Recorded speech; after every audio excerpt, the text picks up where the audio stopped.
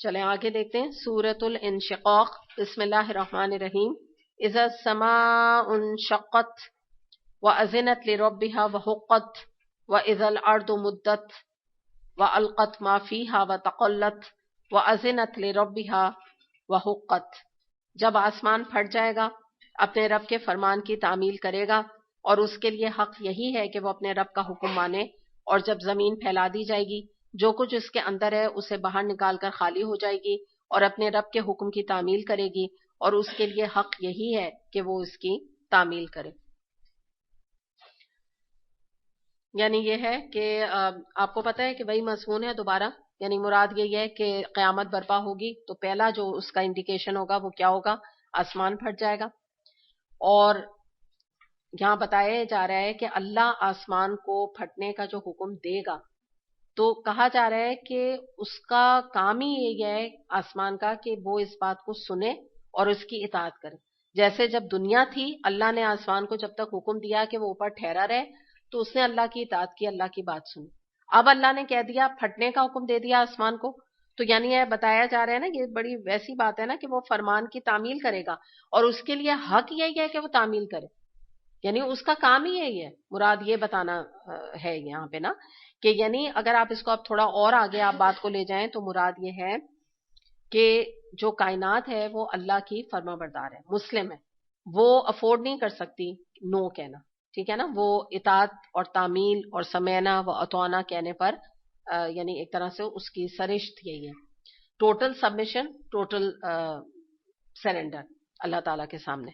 تو یہی بات ہے کہ یہ لائق ہے آسمان کے لیے کہ وہ اللہ کی اطاعت کرے، جو کہ اللہ وہ سب کے اوپر غالب ہے اور سب اس کے ماتحت ہیں اور اس کے حکم سے سرتابی آسمان افورڈ نہیں کر سکتا. تو آپ یہ سوچیں ہماری اتنی عقل نہیں، آسمان کو تو اللہ نے عقل نہیں دی ہے نا، مگر اس کو اتنی سمجھ ہے. یہی اللہ تعالیٰ فرما رہے ہیں کہ اس کو تو حق بنتا ہے کہ وہ اللہ کی تعمیل کرے، یعنی اس کو کرنا ہی کرنا چاہیے تعمیل. تو آپ یہ بتائیے ہم انسان کو پھر کیا کرنا چاہیے؟ ہمارے لیے سوچنے کا کوئی مقام ہے کہ آسمان کو جب تک کہا اوپر تم تھامے رہو وہ تھما رہا، کہا تم پھٹ جاؤ قیامت کے دن کہا جائے گا پھٹ جائے گا. ہمارا کیا معاملہ ہے؟ ہم تو نہیں سنتے اللہ کی. ہماری تو کانوں میں آپ یہ دیکھیے ایک کافر کے بھی کان میں اذان پڑتی ہے، ایک گدھے کے کان میں بھی اذان پڑتی ہے اور ایک مسلمان کے کان میں بھی اذان پڑتی ہے. کتنے لوگ ہیں جو اٹھ کے نماز پڑھتے ہیں؟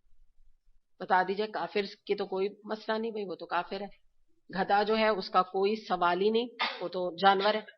مسلمان کا کیا معاملہ ہے؟ اس کا نہیں حق بنتا جو یہاں پہ بتایا جا رہا ہے کہ اس کا کیا حق تھا؟ کیوں اس کو پیدا کیا تھا؟ اللہ نے اپنی تعمیل کرانے کے لیے پیدا کیا تھا، یہ اس کا حق بنتا تھا. ایک ماں آپ دیکھیے اپنے بچے کو پیدا کرتی ہے، وہ کہتی ہے میرا حق بنتا ہے تو میری بات سنو، میں تمہاری ماں ہوں، میں نے تمہیں پیدا کیا. اور جب کہ صرف پیدا کیا ہے وہ بھی اللہ نے سب کچھ کیا. اگر آپ دیکھیں اس کا کیا ہے ماں کا پیٹ میں کمال؟ سارا کچھ تو اللہ نے کیا. لیکن کتنا روب جھاڑتی ہے وہ اپنے بچے پہ، ہے نا؟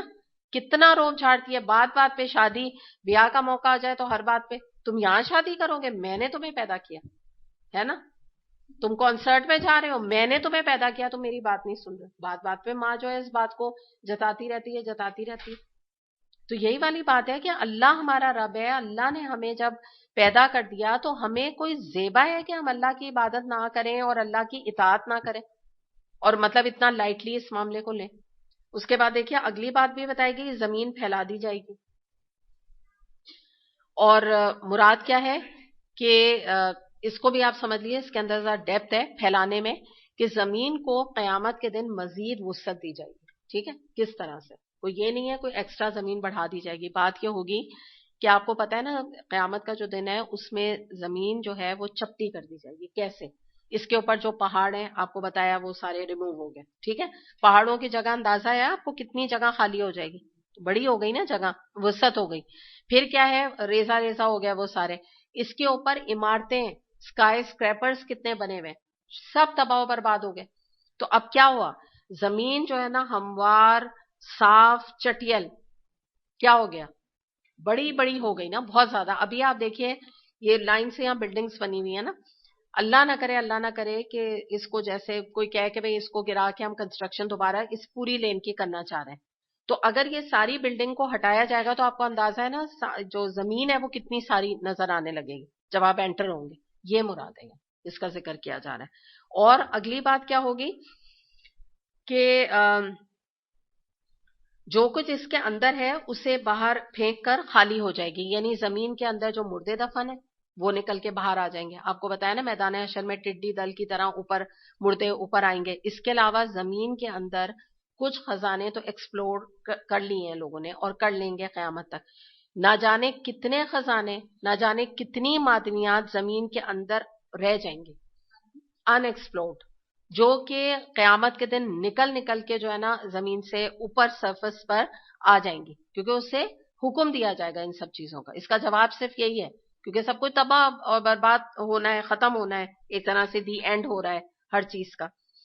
اور پانچویں بات کیا ہے؟ اپنے رب کے حکم کی تعمیل کرے گی. اس کے لیے حق یہی ہے کہ وہ اس کی تعمیل کرے.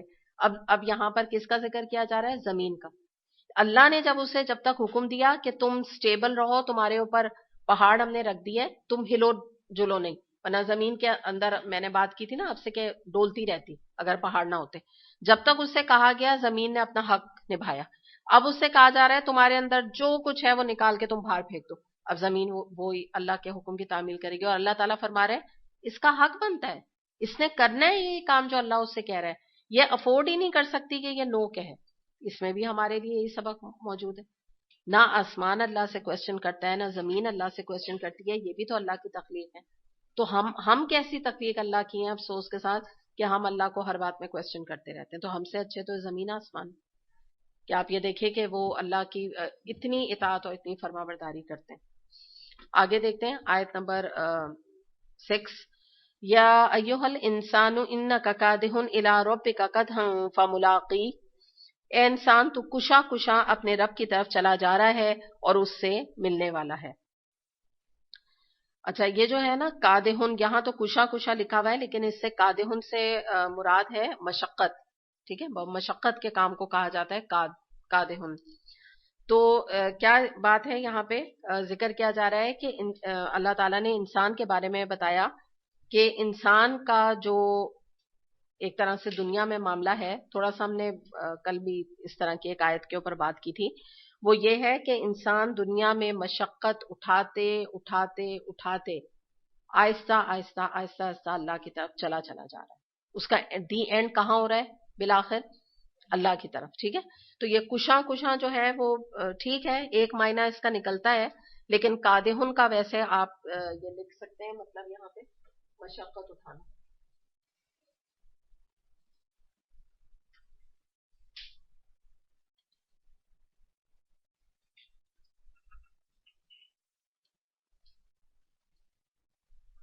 ٹھیک ہے، تو اب اس کو ہم دیکھ لیتے ہیں کہ آپ یہ دیکھیے کہ یہاں سے آپ دیکھنا شروع کیجئے کہ آپ سمجھیں کہ انسان دنیا میں، یعنی ہم جو زندگی گزار رہے ہیں، ہر ایک کو ڈفرینٹ اینگل سے ہم دیکھ لیتے ہیں. جیسے آپ سمجھیں مرد ہیں، وہ روزی کما رہے ہیں، کیا کر رہے ہیں؟ صرف کھیل تماشا کرتے ہیں، صبح سے چلے جاتے ہیں گھر سے. کتنی مشقت اٹھاتے ہیں نا صحیح معنوں میں روزی کے لیے، روٹی کے ایک وقت کی روٹی کے لیے. بعض دفعہ مزدوروں کو دیکھ لیجئے کہ کیا وہ پسینہ بےچارے اپنا گراتے ہیں اور گرمی میں کام کرتے ہیں. اس کے بعد پھر آپ یہ دیکھیں کہ گناہوں سے بچنے کے لیے ایک مومن جو ہے وہ کس قدر مشقتیں اٹھاتا ہے. ابھی جیسے ہم بات کر رہے تھے، ایک سٹرگل ہے ایک انسان کی زندگی میں کہ وہ محنت کرتا ہے، مشقت کرتا ہے، اپنی توانائی لگاتا ہے، کیپیبلٹی لگاتا ہے، سب کچھ کہاں کھپا رہا ہے؟ اللہ کے لیے لگا رہا ہے، اللہ کی فرما برداری کر رہا ہے. لیلۃ القدر کی راتیں آتی ہیں، ہم ساری رات جا کر عبادت کرتے ہیں، مشقت ہوتی ہے جسم پہ، تھکتا ہے نا جسم.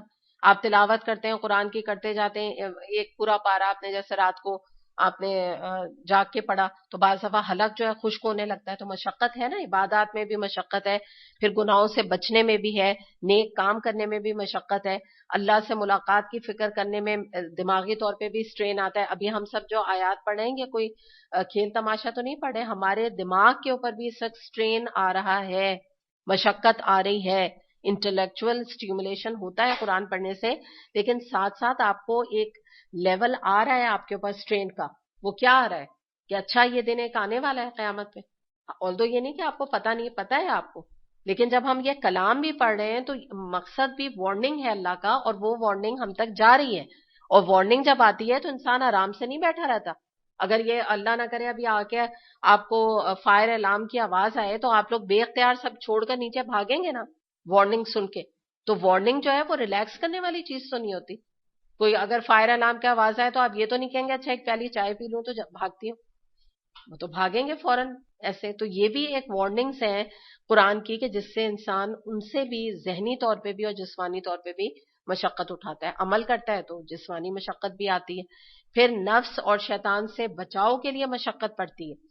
آپ کو شیطان بہکا رہا ہے قرآن نہ پڑھو, آپ کو شیطان بہکا رہا ہے نیک کام نہ کرو, صدقہ نہ دو, خوب پیسے اڑاؤ ویسے بھی اور شادیوں میں بھی, اسراف کرو, تبذیر کرو, یہ سب شیطان آپ کو کہہ رہا ہے. آپ اس کی بات نہیں مان رہی ہیں, آپ بار بار اس کی بات کو جھٹک رہی ہیں, آپ کو سٹرین آ رہا ہے.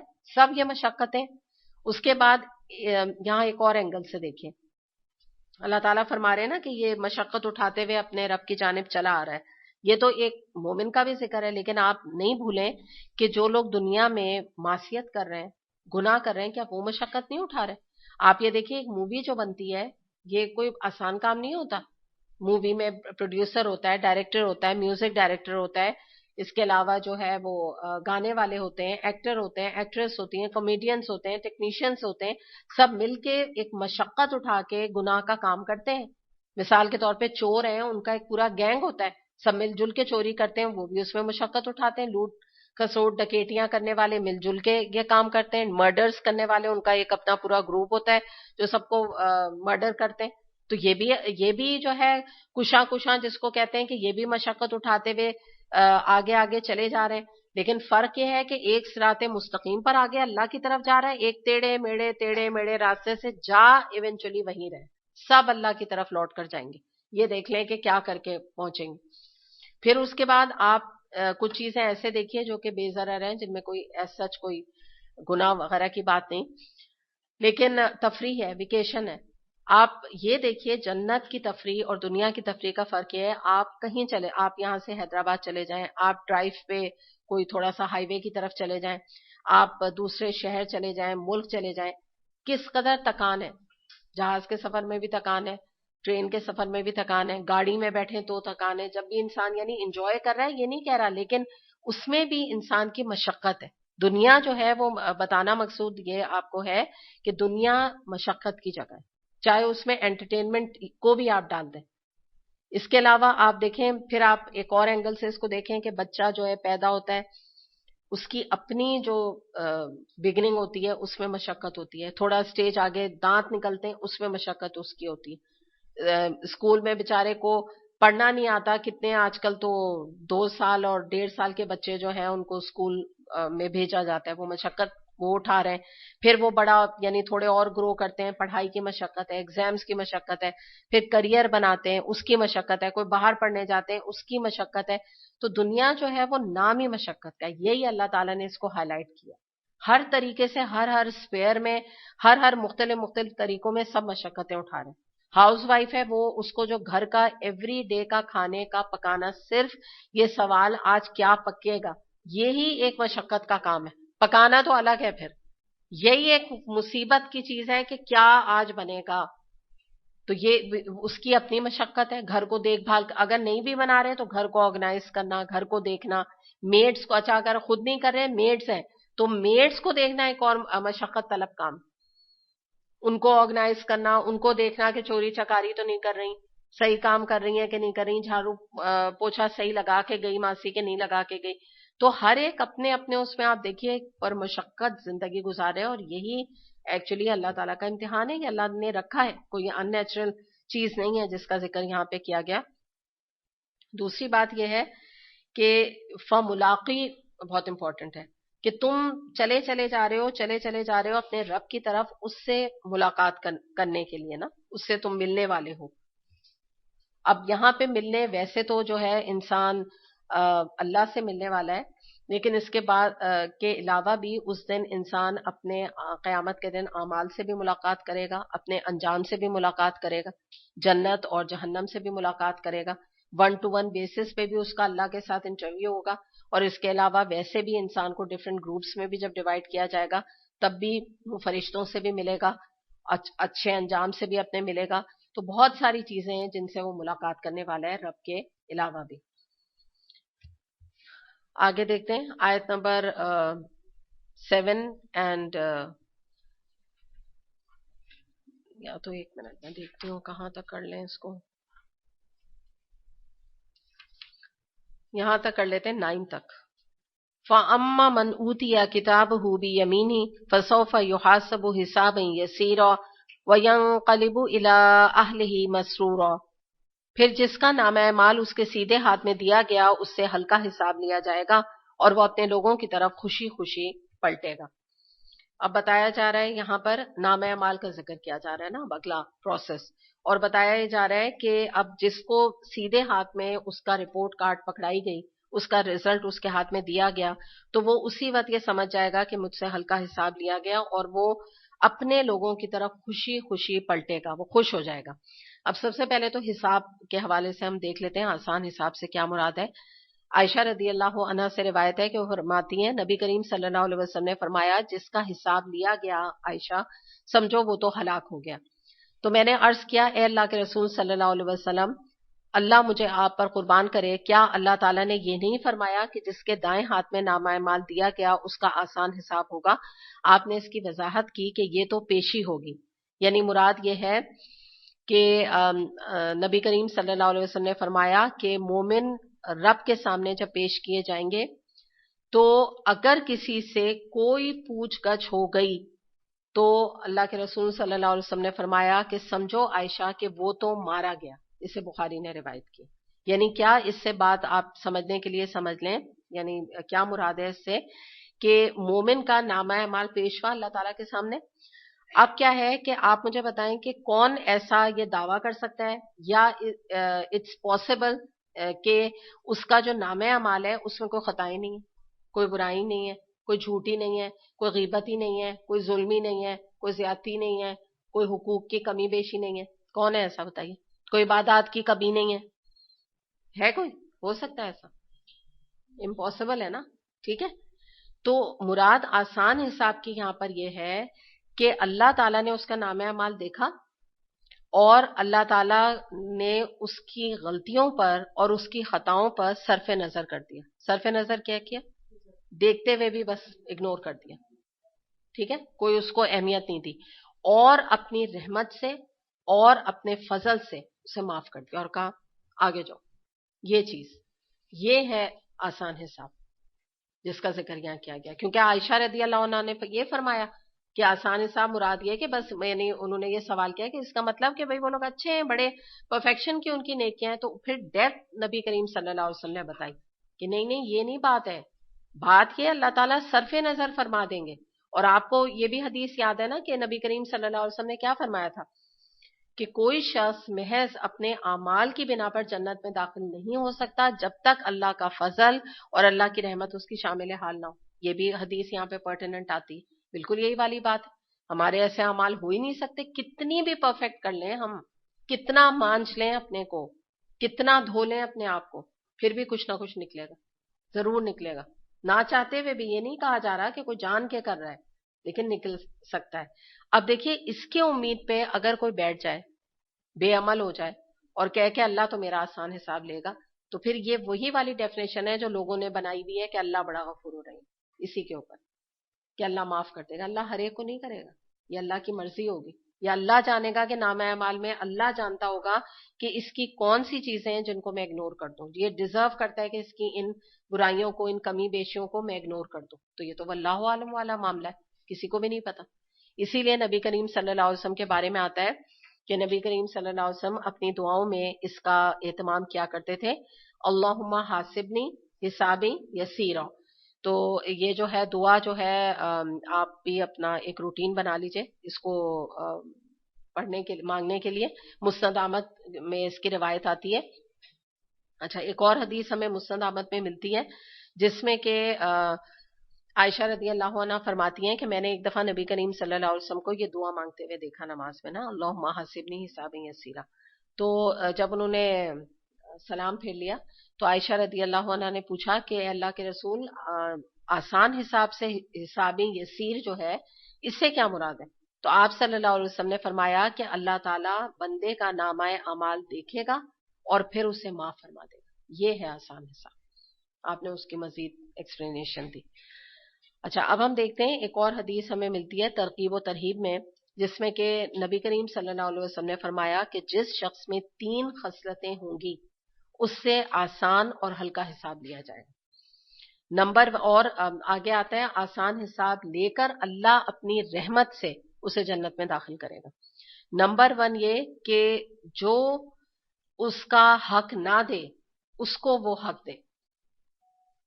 یعنی آپ سمجھ گئے نا، جو اس کا حق مارے وہ اس کو حق دے دے. ان رشتہ داروں کے ساتھ حسن سلوک کرے جو اس کے ساتھ بدسلوکی کرے. اور نمبر 3 یہ کہ اس کو درگزر کر دے جو شخص اس کے اوپر ظلم کرے. تو تینوں کا معاملہ کس چیز سے ہے بتائیے؟ حقوق العباد سے. تینوں کا معاملہ حقوق العباد سے اور قطع رحمی صلہ رحمی سے. اسی لیے یہ بات ہے کہ قطع رحمی کرنے والا دوزخ میں جائے گا، صلہ رحمی کرنے والا جنت میں جائے گا. اچھا ٹھیک ہے کر دیتی ہوں. نمبر 1 یہ کہ جو اس کا حق مارے وہ اسے اس کا حق دے دے. نمبر 2 جو رشتہ دار اس کے ساتھ بدسلوکی کریں ان کے ساتھ وہ حسن سلوک کرے. ٹھیک. نمبر 3 ظلم کرنے والے کو، اپنے اوپر ظلم کرنے والے کو درگزر کر دے، معاف کر دے. اچھا آگے دیکھتے ہیں. اچھا یہ جو بات آ رہی ہے یہ رہ گئی تھی نا، اس کو ذرا سا ہم دیکھتے ہیں. اس کی بھی بڑی ڈیپتھ ہے کہ اور وہ وَيَنْقَلِبُ إِلَىٰ أَهْلِهِ مَسْرُورًا، یہ جو ہے اپنے لوگوں کی طرف خوشی خوشی پلٹے گا. اس کے بارے میں اب ہم دیکھ لیتے ہیں کہ دیکھیں یہاں پہ 2 رائے اس کی لی گئی ہیں. ایک تو یہ لی گئی ہیں کہ یہ اپنے ان گھر والوں میں پلٹے گا جو کہ جنتی ہوں گے.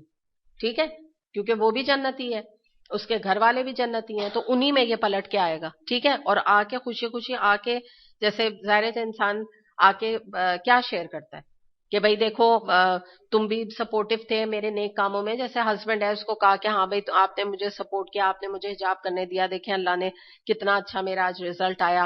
اور دوسرا جو ہسبینڈ ہے وہ بھی خوش ہو رہا ہے، کیوں؟ وہ بھی جنتی ہے. ٹھیک ہے نا، تو لائک مائنڈیڈ لوگ ہیں، لائک مائنڈیڈ رشتہ دار ہیں، سب آپس میں خوش ہو رہے ہیں. ٹھیک ہے، ایک تو رائے یہ ہے. کچھ مفسرین کی رائے یہ ہے کہ یہ اپنے گھر والوں میں آ کر اور ان کو پلٹ کے، یعنی وہ ابھی لگے ہوئے ہیں، ان کا ابھی جنت میں معاملہ نہیں ہوا، اس کا ہو گیا رزلٹ سے، ان کو آ کے کہے گا اور ان کو اس کا احساس دلائے گا کہ دیکھا آئی واز رائٹ، میں صحیح تھی نا، میں نے اللہ کے احکامات پہ جو عمل کیا، تو آج عین الیقین کے ساتھ تم بھی دیکھ لو کہ جو بات میں تم سے کہی کرتی تھی یا کہا کرتا تھا وہی بات صحیح نکلی.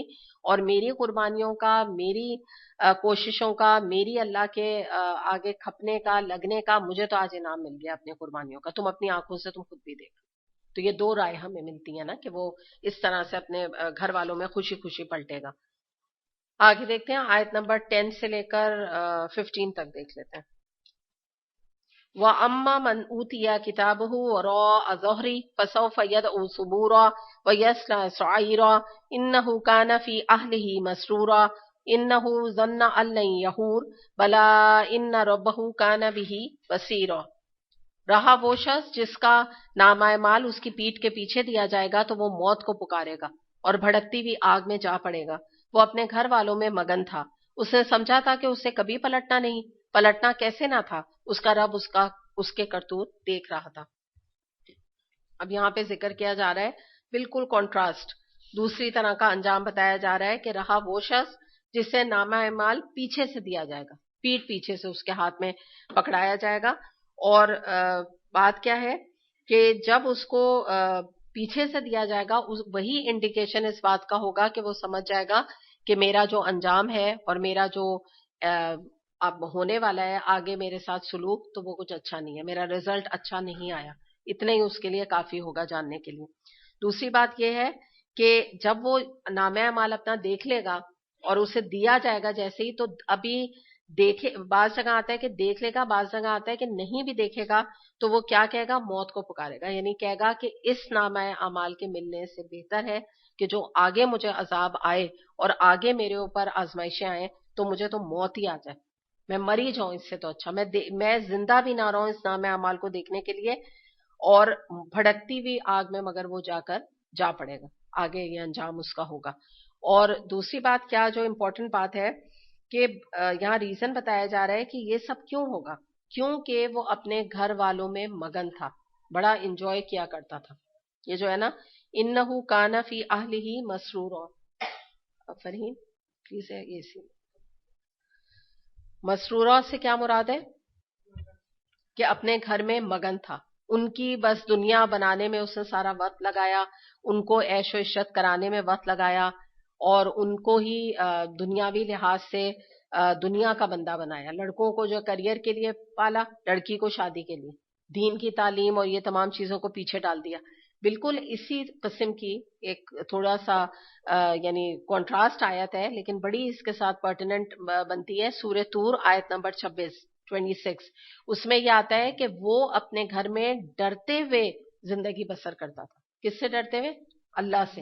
تو آپ نے دونوں کیریکٹرز کا کنٹراسٹ دیکھا, وہ اللہ سے ڈرتے ہوئے زندگی بسر کرتا تھا, یہ کیا کر رہا ہے, یہ اپنے گھر والوں میں مگن ہے, انجوائے کر رہا ہے, بچوں کو انجوائے کروا رہا ہے, ہر وقت بچوں کی دنیا بنانے کے لیے فراڈ اور سود اور حرام کا پیسہ, حرام انٹرٹینمنٹ, ہر چیز انجوائمنٹ کے, بیوی کو آرام دینے کے لیے بڑے بڑے گھر بنانا, بڑے بڑے پیسے بنانا.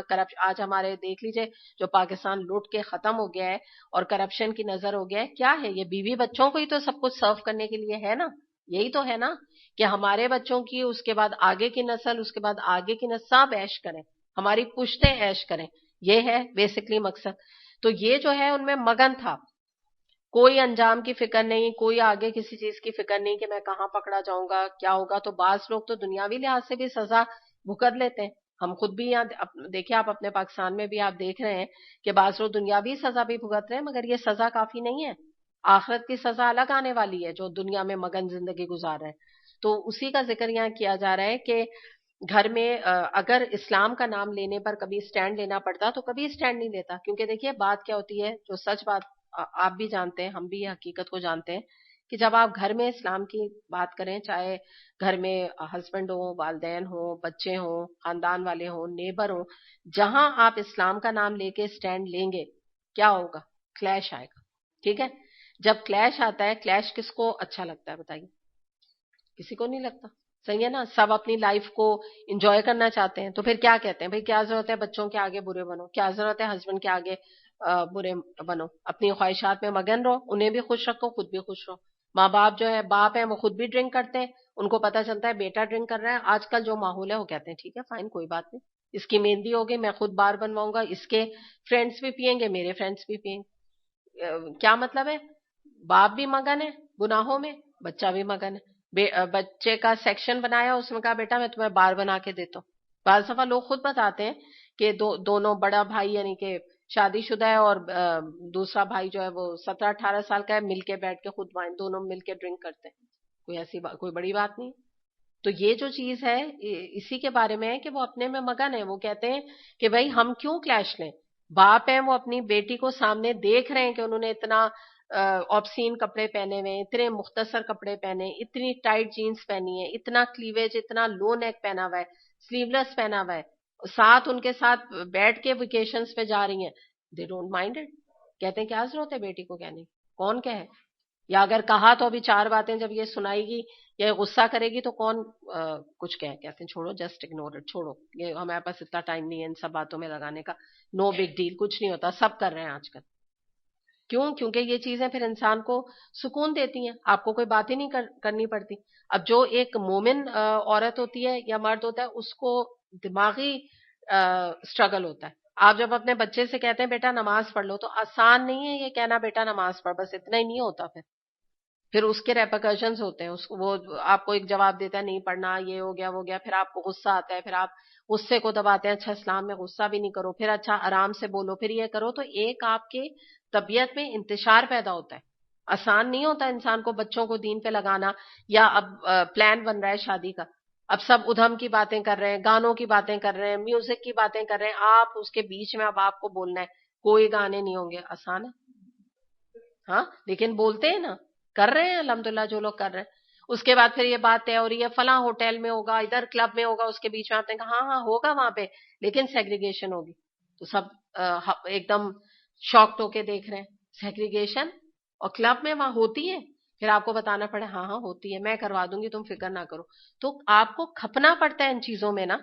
तो जो लोग जो है हुब्बे दुनिया का शिकार होते हैं, वो इन चक्रों में नहीं पड़ते, वो मसरूर रहते हैं, वो इंजॉय करते हैं। मसरूर का मतलब ये होता है ना, खुश रहना, इंजॉय करना, उन्हीं के अंदर खो जाना अपने रिश्तों में। तो आप कहते हैं नो प्रॉब्लम, ठीक है ना। दुल्हन जो है वो उसकी फोटोग्राफी का मामला होता है, तो बात ये वो एक लड़कियों और सबको होता है कि भाई हमारी तस्वीर खींचे, ये वो। आपने कहा वो क्या, मैं यूं कपड़े पहनूंगी, मैं यूं होंगी, और फिर मेरा यूं ग्रुप खींचेगा। आपने कहा हाँ, सब होगा, लेकिन लेडी फोटोग्राफर आएगी। लेडी, अच्छा, आप अवेलेबल होते? हाँ हाँ बिल्कुल हो जाएगी, तुम फिक्र ना करो। तो क्या हो रहा है, आपको इन सब चीजों के लिए एफर्ट लगाना पड़ रहा है ना, पैसे भी लगते हैं। आपको मिसाल लेडी वेट्रेस का आप अरेंजमेंट करती हैं, आपको एक्स्ट्रा पैसे देने पड़ते हैं, खाना 2 जगह लगाना पड़ता है, पैसे भी आपके एक्स्ट्रा लगते हैं, दिमाग भी आपका एक्स्ट्रा लगता है, लोगों से बातें भी आप 6 अलग से सुनते हैं। तो ये आसान नहीं होता। लेकिन आगे जिसको कहते हैं ना, जिनके दर्जे हैं सिवा उनकी मुश्किल, अगर आगे आपने ऐश की जिंदगी गुजारनी है और मसनदों में बैठ के बस यूं रिलैक्स करके और देखना है, वो नजारे करने हैं ना, वो झील के और उनके बहती नहरों के, तो फिर आज थोड़ा सा एफर्ट उठाएं, आज ये तकलीफ उठाएं, इन चीजों को, इनको बेयर करें।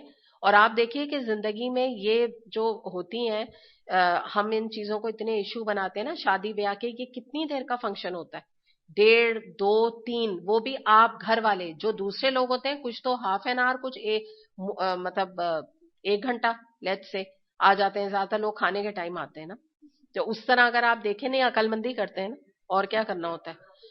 तो 1.5 घंटा 1 घंटा आके वो चले जाते हैं, सही है। पूरा जो आपका फंक्शन होता है, आप अगर वहां मौजूद है 3 घंटे का है, आप देखें 3 घंटे के, दुनिया के 1 2 बच्चे, आपके 3 बच्चे, 3 3 घंटे के पीछे अल्लाह की गजब लेना कोई वर्थ है? Is it worth it? और अगर वो 3 घंटे आपको लेट से कोई बुरा भला ही बैठ के सारा वक्त कहता रहा कि इन्होंने सेग्रीगेशन कर दिया, इन्होंने ये कर दिया और ऐसा कर दिया, कहता रहे, आपको तो कोई फर्क नहीं पड़ता। अल्लाह आपसे कितना खुश है, आप ये सोचें, अल्लाह कितना आपसे राजी है। और अल्हम्दुलिल्लाह याद रखिएगा कि जो लोग अल्लाह के लिए ऐसे सेक्रीफाइसेस देते हैं, इस तरह की चीजें कर गुजरते हैं, कोई किसी का मुंह नहीं खुलता। क्या बोलेंगे, क्या चीज बोलेंगे, क्या कहेंगे? वो तो बहुत ही बेहयाई की बात है ना, अगर कहें कि हमें मर्द नहीं नजर आ रहे, या हमारी खूबसूरती कोई मर्द नहीं देख रहा, ये तो कह नहीं सकते। अगर किसी के दिल में ये नाजायज ख्याल है भी, ठीक है, तो ये तो नहीं कह सकते ना, तो चुप ही रहते हैं। क्या बोलेंगे, किस चीज पे बोलेंगे? क्या आपने जो है अलग क्यों किया, ये कहेंगे ना। अगर कोई कहे क्यों आपने जो है ना सेपरेट किया, तो दूसरा इंसान सवाल करेगा ना, आपको क्या तकलीफ है? आपने जो साड़ी पहनी है, आपने जो अच्छे कपड़े पहने हैं, सब 200 औरतें आपको देख तो रही हैं। यही जवाब देगा ना, तो कोई नहीं आपसे सवाल करेगा, इसलिए कि उसकी अपनी हया भी उसके माने होती है। बार दफा मैं कह रही हूँ, हर एक का तो नियत ऐसी नहीं होती, लेकिन हो सकता है कोई बच्ची हो, कोई कुछ हो, कोई एक इंसान के हार्मोन्स होते हैं, कोई यंग होते हैं, उनके दिल में यह ख्याल आ सकता है कि भाई किसी ने लड़का नहीं देख रहा, या वो नहीं देख रहा, या शादियों के लिए बार दफा लोग जाते, अब दूसरों की शादियों में अपनी शादियों के रिश्ते कराने जाते हैं ना, तो उनको भी ये हसरत हो सकती है। लेकिन जबान पे तो ऐसी बेहयाई की बात कोई लाएगा भी नहीं।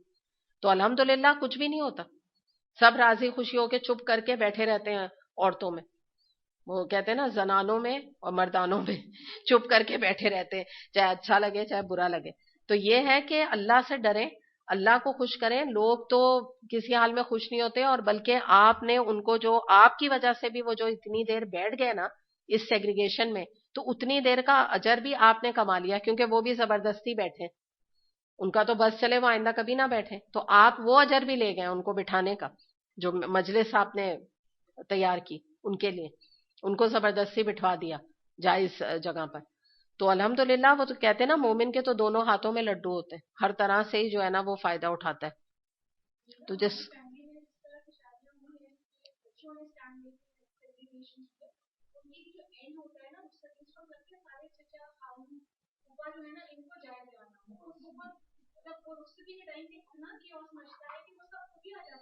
हाँ वो चले, वो एंड जब होने लगता है, हाँ एंड में तो ये होता है ना कि फिर रुखसती हो रही है, कुछ हो रही है, तो उसमें तो फिर भी चलें, कोई बात नहीं, उसको ले जाने के लिए थोड़ी देर के लिए लोग जो है वो कर देते हैं ना, तो वो तो खैर चले, कोई बात नहीं है। ओवरऑल फंक्शन, खाना पीना सब जितना भी, वो तो करे ना, اس حد تک تو کریں. اینڈ میں تو بعض دفعہ آپ ظاہر ہے وہ بچی جا رہی ہے تو پھر وہ مامون کا رشتہ تو محرم بھی بنتا ہے نا بچی کا. ہاں اور لوگ بھی کم ہو جاتے ہیں. وہی میں نے آپ سے کہا نا کہ غیر تو پھر سب چلے جاتے ہیں, ان کو چلے بھی جانا چاہیے. میں ایک بات بتاؤں, یہ کرٹیسی ہونی چاہیے کہ جلدی وہ چلے جائیں. ویسے بھی جب آپ پردہ کرتے ہیں اور آپ کے اتنے مسئلے مسائل ہیں تو آپ کیوں غیروں کے یہاں بیٹھے ہوئے, ان کو اپنے لیٹ دیم انجوائے. وہ تو ان کا یہ ہو جاتا ہے نا, اب ساس ہے تو وہ بھی محرم ہے اپنے اس کی داماد کی, تو ان کو تو حق بن جاتا ہے نا پھر کہ وہ ہوں. حالانکہ وہ الگ بات ہے کہ پھر اور بھی لوگ ہوتے ہیں, لیکن وہ چیز الگ ہے. ایک سٹیپ, یہ اتنا سٹیپ ہی لینا جو ہے بہت بڑی چیز ہے. وہ تو اینڈ کی بات الگ ہے. میرا مطلب ہے یہی چیزیں جو آپ مطلب آپ ہم لوگ کس دنیا میں رہ رہے ہیں, ہم کیا سمجھ رہے ہیں کہ ہمیں کوئی جا کے لوگوں کو, یہ کفار کو قتل کرنا ہے ہمیں, تو ہمارا جہاد ہے. یہی ہمارا جہاد ہے. ہم یہی نہیں کر, ہم شاید کسی انتظار میں بیٹھے ہیں کہ ہمیں کوئی بہت بڑے جہاد کرنے ہیں, ہمیں کوئی آ کے قتل کافر کرے گا پھر ہم کہیں گے ہم شہید ہو گئے اللہ کی راہ میں.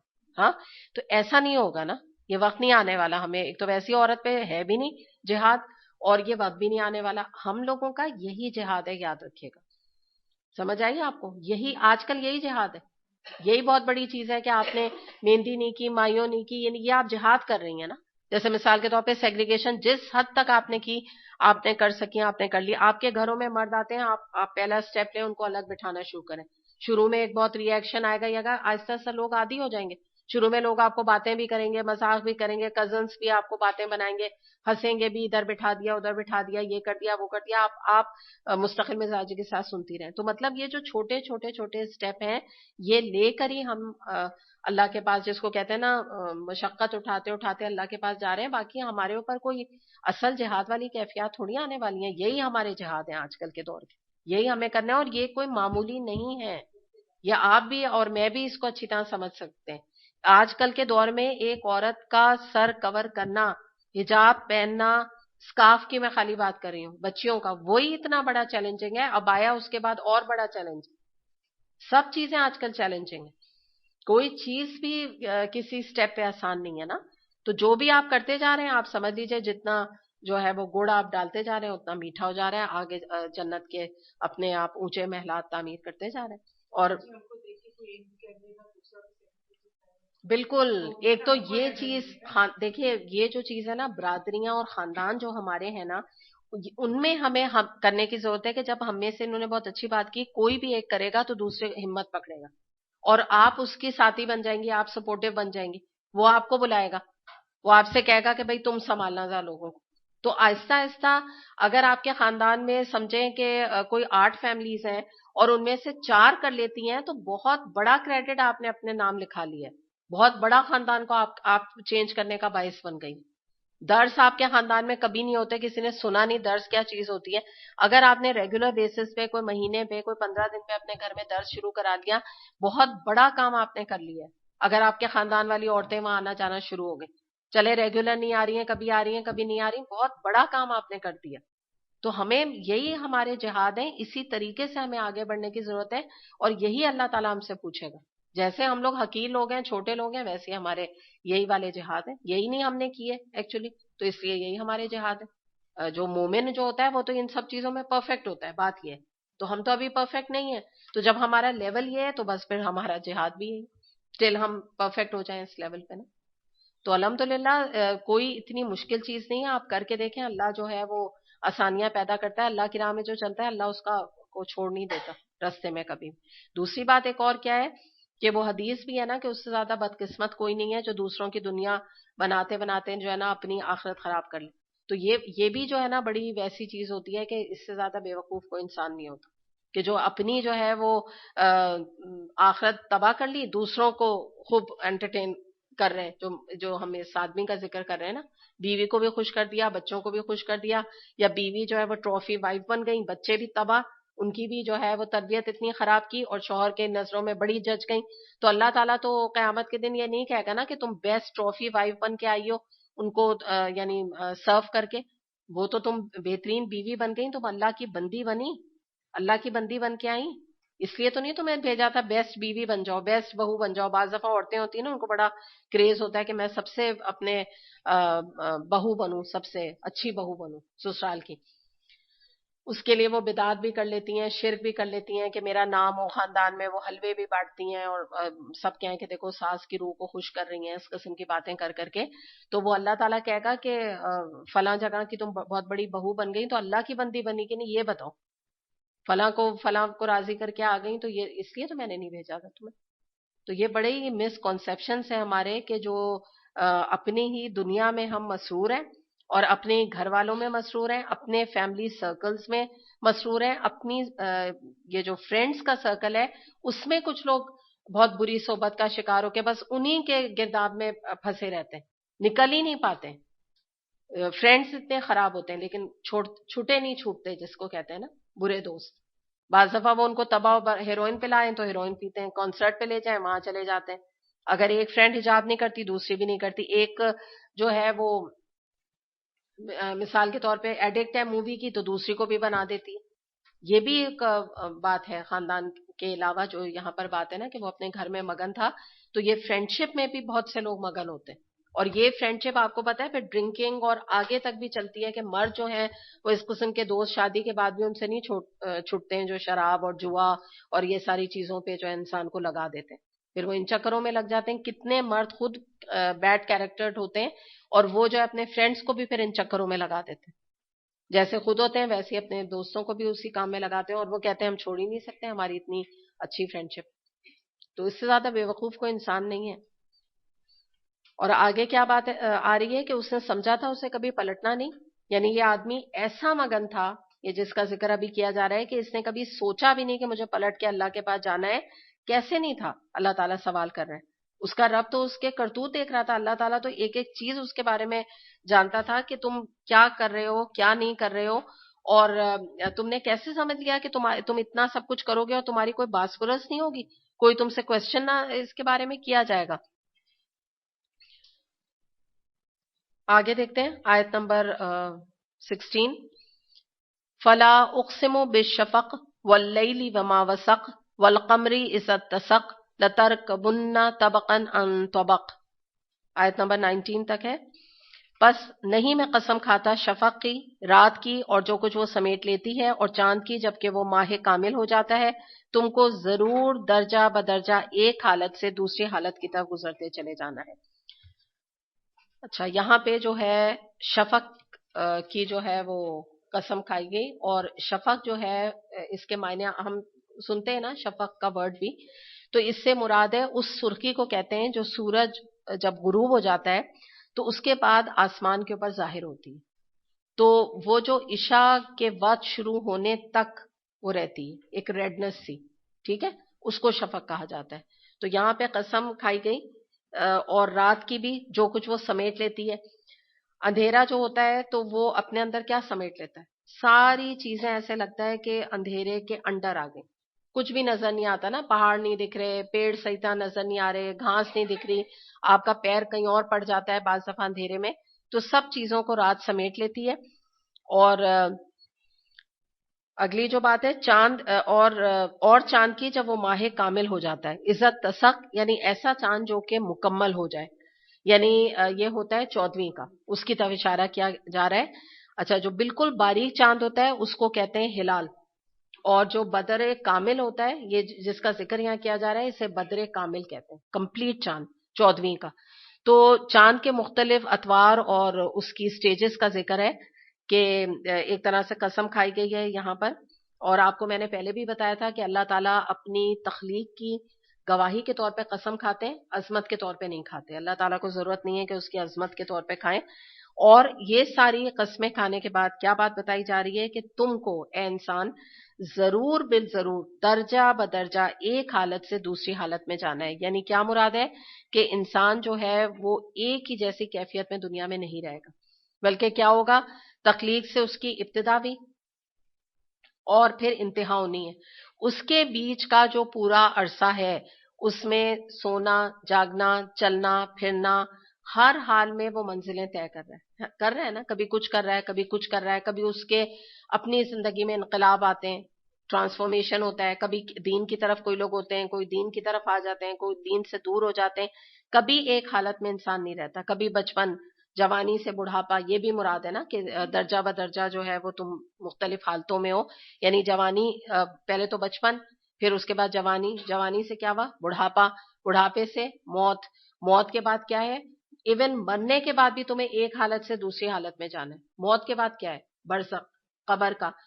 برزخ کی پوری زندگی ہے قبر کی باقاعدہ. اس کے بعد پہ کیا ہے، برزخ سے ایک نئی زندگی جب تم اٹھا کھڑا کیے جاؤ گے. وہ کون سا دن ہے، قیامت کا. قیامت کے بعد کیا ہوگا، سب سے پہلے میدان حشر، تم وہاں بھاگے چلے جاؤ گے. اس کے بعد پھر کیا ہوگا، حساب کتاب، پل صراط، حساب کتاب. پھر اس کے بعد جزا سزا، پھر جنت، پھر دوزخ.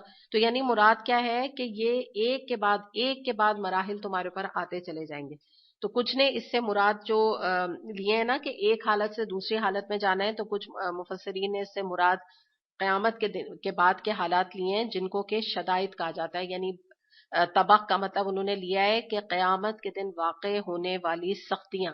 یعنی تمہیں ایک کے بعد اتنے سارے مراحل تمہارے اوپر آئیں گے کہ جو کہ آسان نہیں ہوں گے، بڑے شدید ہوں گے، بڑے ہی اپنی نوعیت کے حساب سے ہولناک ہوں گے. اور واقعی یہ حقیقت ہے، ہمیں پتہ ہے نا کہ جیسی قبر سے وہ ٹڈی کی طرح اٹھ کے انسان جب چلے گا میدان حشر میں، چلنا شروع کر گا، ایک دم سے چلنے لگے گا، اسے کچھ سمجھ ہی نہیں آئے گا، الٹا سیدھا ادھر آدمی ادھر انسان کے کیا ہو رہا ہے، یہ کیا نہیں ہو رہا ہے.